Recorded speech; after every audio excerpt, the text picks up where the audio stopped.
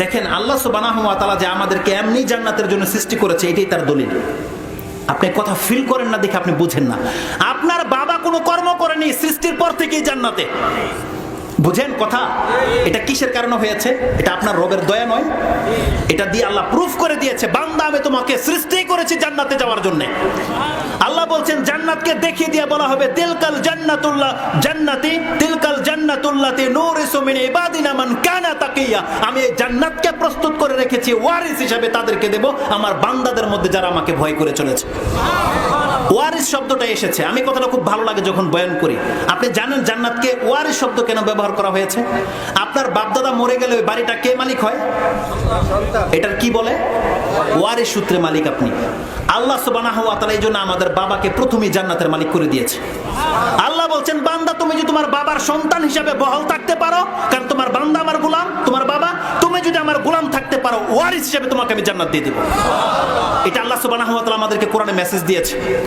তো সেই জান্নাত একটা গাছ ছিল, যে একটা গাছের কারণে আমাদের বাবার একটা ভুল হয়ে গেছে, মিস্টেক হয়ে গেছিল। আল্লাহ বলছেন লা তাকরাবু হাযিহি শাজারা। তাহলে আল্লাহ সুবহানাহু ওয়া তাআলার দয়া দেখেন, যেই একটা ভুলের কারণে আমাদের বাবা দুনিয়াতে আসতে হয়েছে, আল্লাহ বলছেন বান্দা তুই জান্নাতে চলে আয়, আমি সেই অপশনই রাখি নাই। লা মাকতুআতিন ওয়ালা মামনুআ, সেখানে আমি কোনো নিষিদ্ধ কোনো জিনিসই তোর জন্য রাখি নাই। তার মানে সেখানে তুই যেটা ধরবি, যা চাবি, যা দেখবি সব হালাল। কিন্তু আজকে আমাদের যুবক সমাজের লোকেরা এবং মা বোনেরা এই দুনিয়াটাকে সেই জায়গা করে নিয়েছে। সে যার সাথে তার সাথে সম্পর্ক করে নেয়, যা ইচ্ছা তা খেয়ে নেয়, সে যেইভাবে খুশি চলছে, যা খুশি তা পরে নিচ্ছে, যেইভাবে সে বলছে ফ্রিডম সে ফিল করছে, সে ফ্রিডম। তারা স্টাইল বোঝে, আমরা বুঝি না। ইংলিশেও কথা বলে মনে করে আমরাই গেও, তারাই হচ্ছে স্মার্ট। বুঝতে পারছেন? আরে আপনার স্মার্টনেস এটা আমিও বুঝি। আপনি দামি জামা কাপড় কোনটা হয় আপনি কমফোর্টেবল ফিল করেন, ওই ভাষাও আমরা বুঝি, আর ওই মেন্টালিটিও আমাদের আছে। কিন্তু আমরা আল্লাহ সুবহানাহু ওয়া তাআলাকে ভয় করি।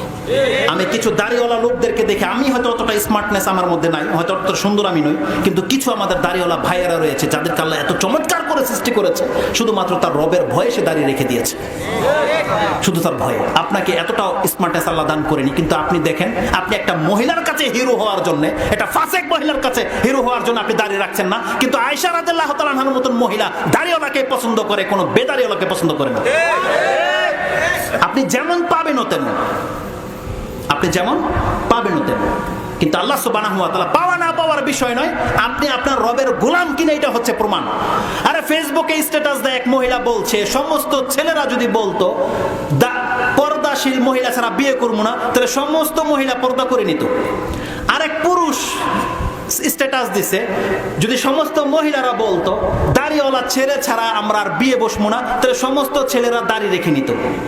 এই নির্বোধ মহিলা কি বুঝে ওর বিয়ের বয়স কখন হয়? এই পুরুষকে বুঝে আর বিয়ের বয়স কখন হয়? ইবাদতের সময় কখন হয়? যেমনি সে বালেগ হবে তখনই তার ইবাদতের সময় চলে আসে। আর তার পর্দা ফরজ 12 বছরে 10 বছরে, আর তার বিয়ে করবে সে 18 বছরে। তাহলে তুই বিয়ে বসবি, পাবি কিনা না পাবি সেটা তো পরের ব্যাপার। 12 বছর তোর উপর পর্দা ফরজ হয়ে গেছে, তোর দাড়ি গজিয়ে গেছে, মানে এখনো বীর্য গজায়নি, বিয়ে তো পরে আসবে, তোকে দাড়ি রাখাটা তো আল্লাহ ফরজ করে দিয়েছে। বিয়ের সাথে দাড়ির কি সম্পর্ক? আল্লাহ যদি ওকে বিয়ে না দেয়, ওর তকদিরে যদি কোনো হাজবেন্ডই লেখা না থাকে, ওকে এইভাবে নির্বোধ হয়ে মারা যাবে? আরে দুনিয়া দিয়ে কি পরকাল আল্লাহর বন্দিকে কম্পেয়ার করা যায়, তুলনা করা যায় কোনোদিন? আল্লাহ সুবহানাহু ওয়া তাআলা প্রত্যেকটা ব্যক্তিকে পরীক্ষা করছে, কিন্তু এই নির্বোধ জাতিরা বোঝে না। এগুলো স্ট্যাটাস হলো, এইটাকে পর্দা, এটাকে পরহেজগারি বলে, এটাকে আল্লাহর বন্দিগি বলে।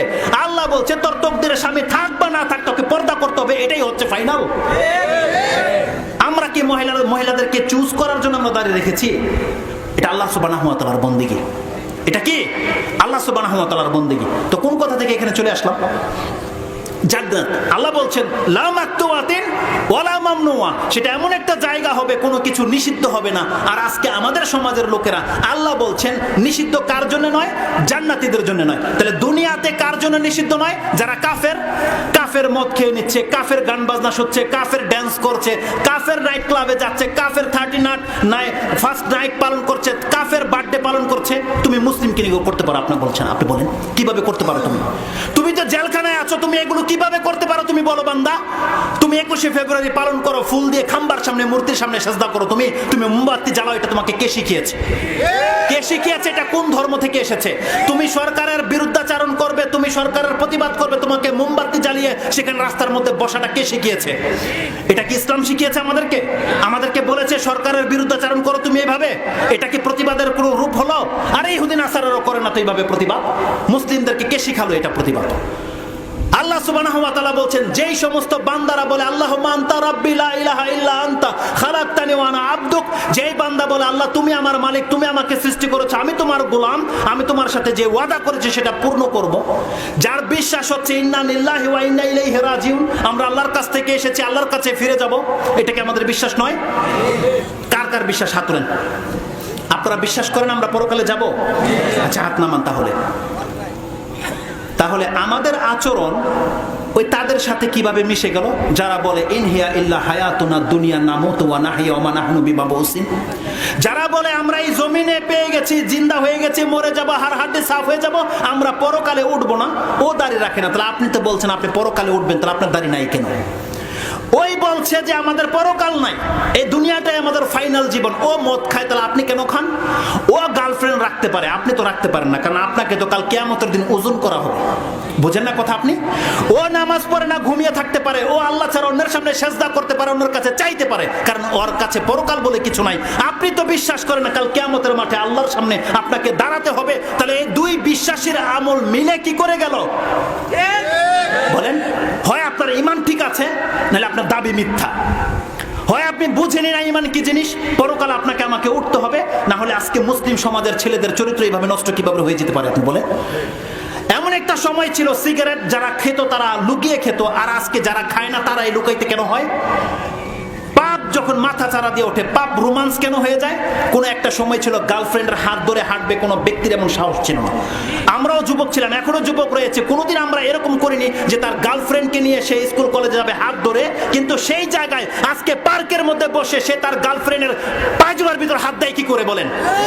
আর এটা এত বড় বেহায়া হয়ে গেছে, তাকে ভিডিও করা হচ্ছে, ওর গায়ে পর্যন্ত লাগে না, কারণটা কি? আর মুসলিম সমাজের মধ্যে নেতারা তখন থাকে কোথায়? যার মধ্যে গায়রত রয়েছে তার মধ্যে সামনে পাপ হচ্ছে। কোন ব্যক্তি যদি দায়িত্বশীল থেকে থাকে আর তার বাড়ির সামনে তার গাছের নিচে যদি কোনো দুইটা জোড়া একসাথে থাকে, তখনই তার পাছার মস্ত চরিত্র থেকে মুক্ত। তার মানে যে সমস্ত নেতারা এগুলোকে বাধা দেয় না, আমরা ভেবে নেব আপনিও এই চরিত্রেরই ছিলেন, না হলে বাধা দিতে হবে এই সমাজকে। প্রকাশ্যে ভাবে পাপ চলবে না, কারণ প্রকাশ্য ভাবে যখন পাপ মাথা চারা দিয়ে উঠবে, আল্লাহর রাসূল বলছেন সেই জমিনকে আল্লাহ ধ্বংস করে দিবে, আর সেই দিন আমরাও নাজাত পাবো না, আমরাও ধ্বংস হয়ে যাব।